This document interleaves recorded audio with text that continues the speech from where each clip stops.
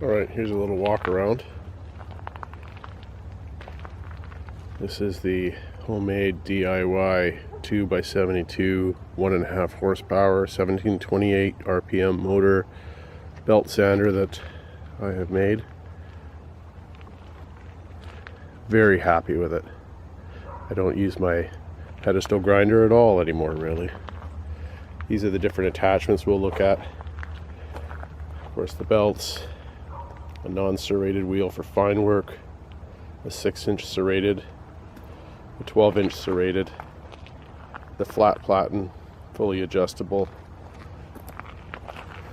the tool guide post platen that you can adjust to any angle with the balls or have it flat and sturdy. And on the bottom there's a guide pin you can work off of as well if you're doing corners. All the different attachments and their sizes. An ammo box, spare wear plates for the flat platen. And this is where the small wheels go in for doing finger grooves and different things. That's what we'll be looking at today. It took me a long time to build all the pieces. There are some pretty good deals on different belt sanders out there, but by the time I looked at the price and you start thinking about all the attachments,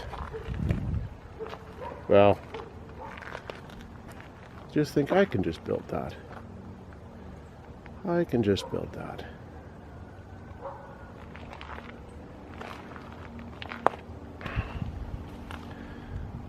And adjustable for height.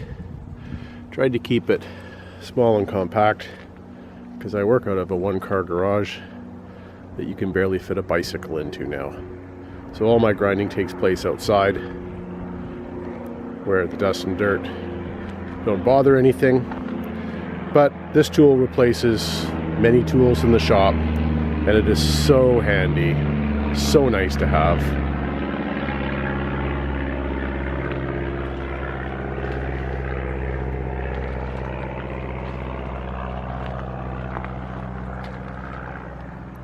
And not super complicated to build.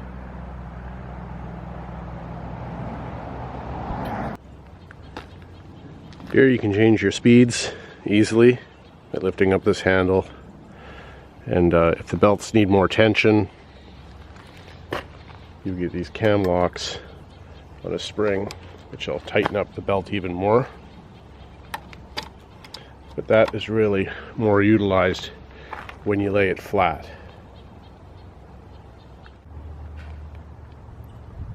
The motor through the 4 shiv actually gives you more speeds because you can misalign the belts a bit, but honestly I probably use 2 of the speeds, and that gets driven into an oversized jack shaft on oversized pillow blocks. I think they're 1.25 inches, and it gives me more than enough speeds. I thought about going to a variable frequency drive or a treadmill motor, and honestly I don't need that many speeds.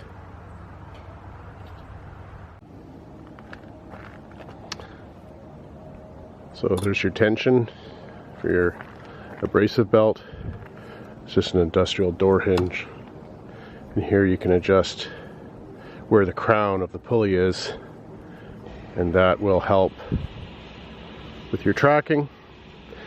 I don't recommend having a switch that's so easily bumped with your coat as you walk past it, but the drive came off a winch I had and just got repurposed.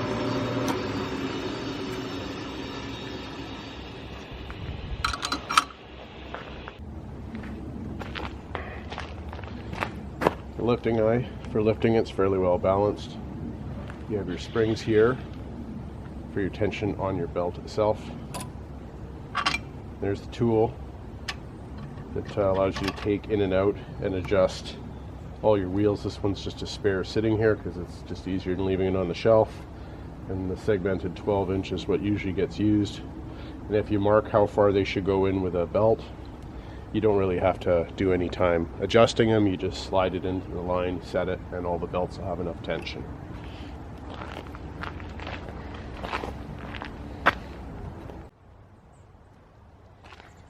So here and here you have jacking bolts, so you can set your height to be a perfect 90 degrees. And this is the bolt that stops it from tilting.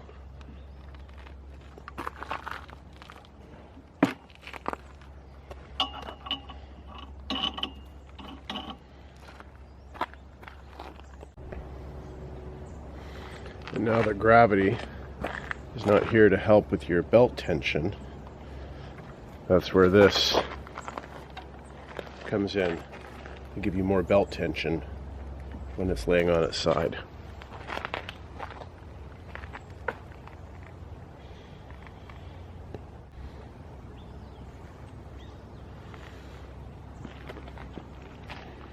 Now, I don't often use it on its side. You should just use it as I leave it. It takes up less space. Unless you have a bigger project, it's not worth the setup time.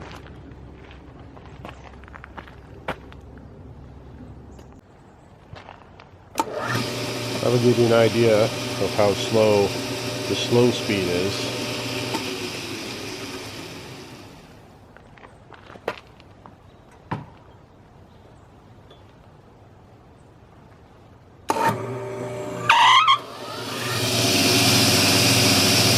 That's not quite the fastest it can go, but right now we are on an extension cord, and it'll probably pop the breaker starting up on the highest speed. But it's really faster than I would use normally anyhow.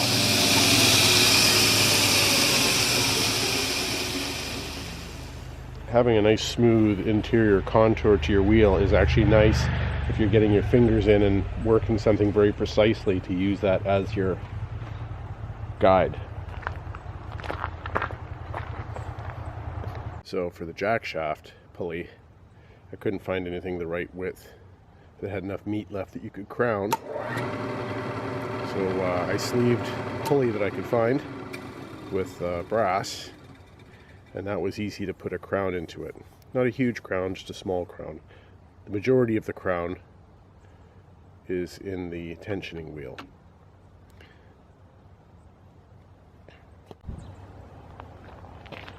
So you can see, it only takes a second to put a belt on.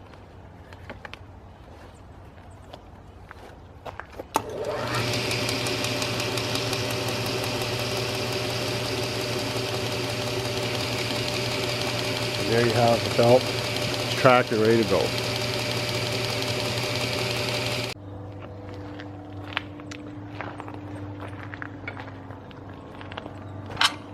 So if we take the small wheel out of storage,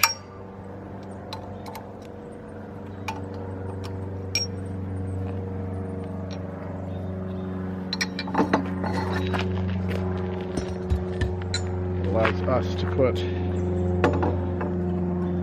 the Platen, set it up nice and close to the wheel, and this you can put in the lower or the midsection, depending on the height you want and what other accessories you're running. But now you have a nice guide to go in, and if you want lower, it'll get you lower on the wheel, but it's fairly parallel there.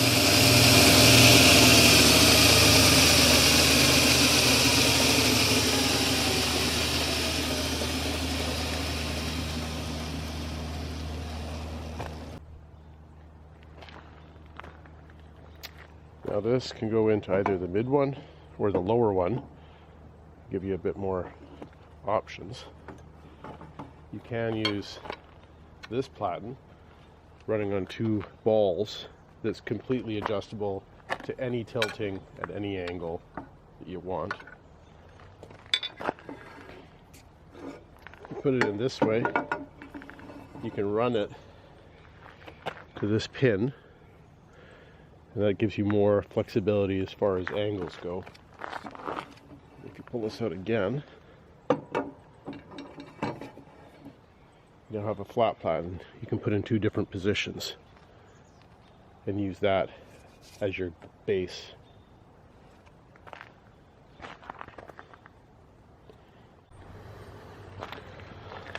And so for changing over to another wheel, Only takes a second.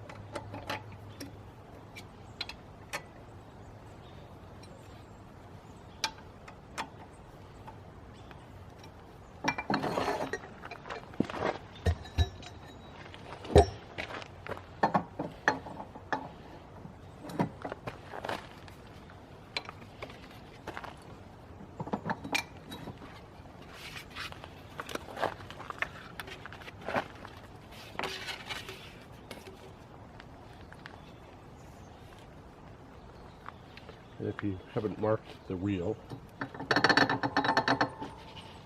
you just sort of go by the tension that you think is about right.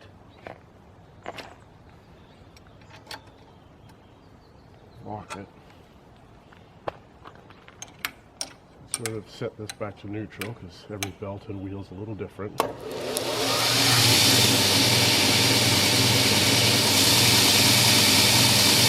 And now you have a 6-inch segmented wheel.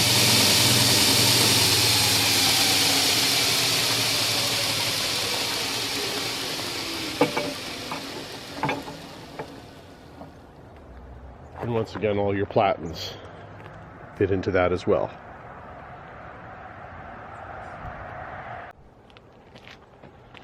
Now, people might think that the flat Platen is what you would use the most, but honestly, I'd probably use it the least.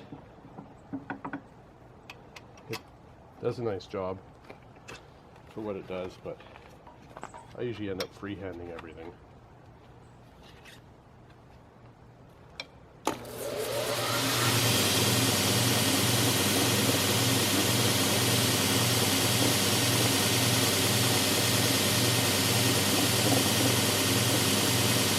Some belts track better than others, but this is a pretty good thing to work off of.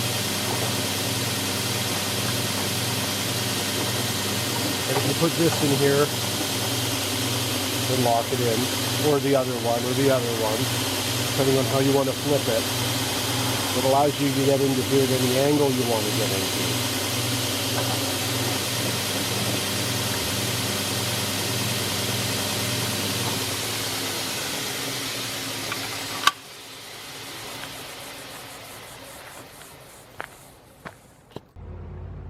So here's the flat Platen. These are adjustable for bringing it in and out. And if you loosen this off and this, you can rotate it however you want it. And here is replaceable. It's an AR type plate or an abrasion resistant type plate that are replaceable.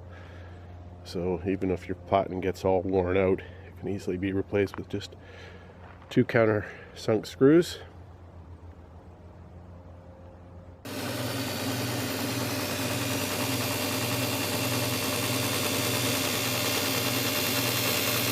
So this adjustable piece that can basically go and bend in any direction is 2 ball bearings, annealed, drilled and tapped, and then just squished between the plates, and allows you to have very universal movement and easily to tighten up.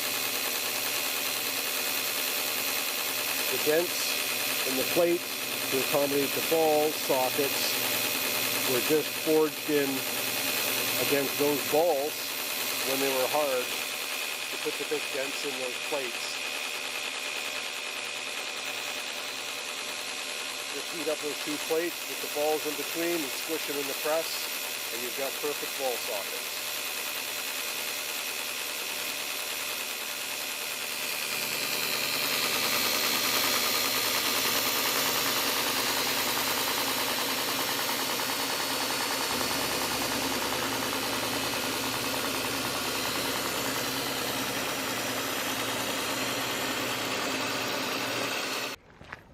So this is the last and most complicated of the attachments. Here you can see the different sizes of wheels, some spare Platens. This wheel goes in here as such, and these small wheels right down to very small 7/16 I think is the smallest. No, yeah, 7/16 is the smallest one, which we'll show in a second. And that's how I store them in an ammo can. Let's put it on, shall we? Alright, so we'll put this in here.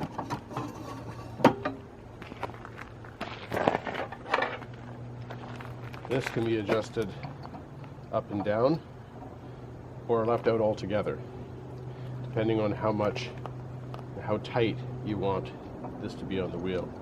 We'll just set it here for now.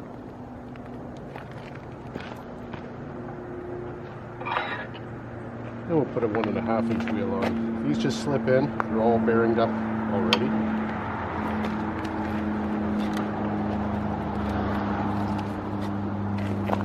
I don't have the distances set because depending on the wheel or the angle, it'll be different. So we don't have tension there.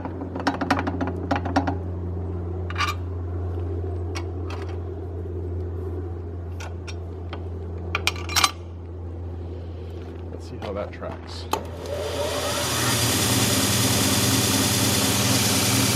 So now if you wanted to change this angle depending on the wheel,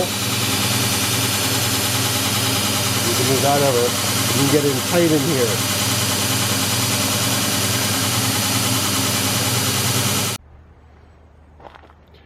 Now to change these wheels, depending if you're putting finger grooves into a knife or a handle or something, they all click in and out very easily. Well, that's what we said to start with, wasn't it?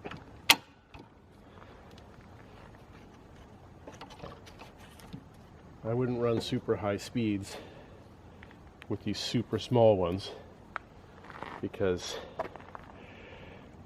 the bearing is just flying.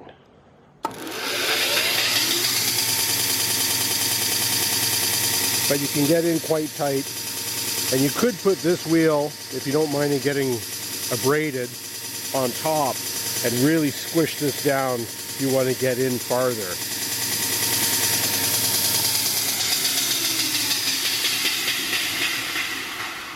And of course, you could lay this flat and work on it sideways if you like. And not that you would, but you could put flat platens in here as well, or anything else to work off of. And you can change the height of this if you can get a better angle on the belts.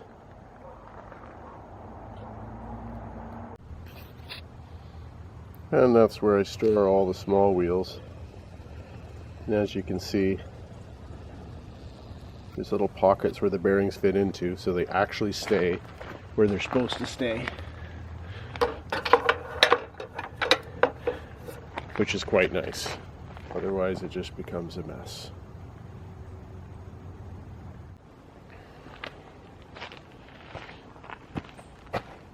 So it's pretty easy to make any of the adjustments and to run the tooling, change your tooling, because I'm terrible for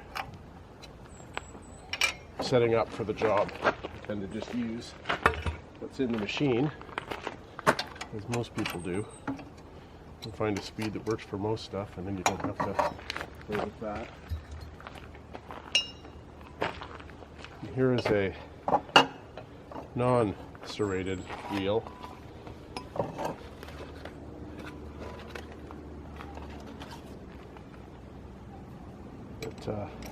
It's better for doing finer work, finer wheel work anyhow.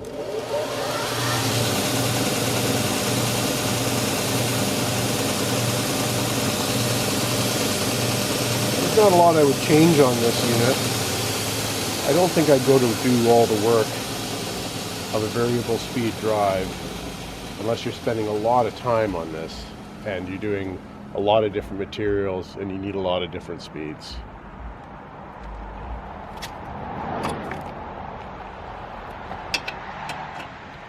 Having a minimal amount of tools to do all your adjustments and having the tool close by is nice. Otherwise, you will lose it and leave it in your back pocket. This is the adjustment jack bolt to set it for when it's on the horizontal, as opposed to the others for the vertical. But that way you can get it all nice and plumb and level.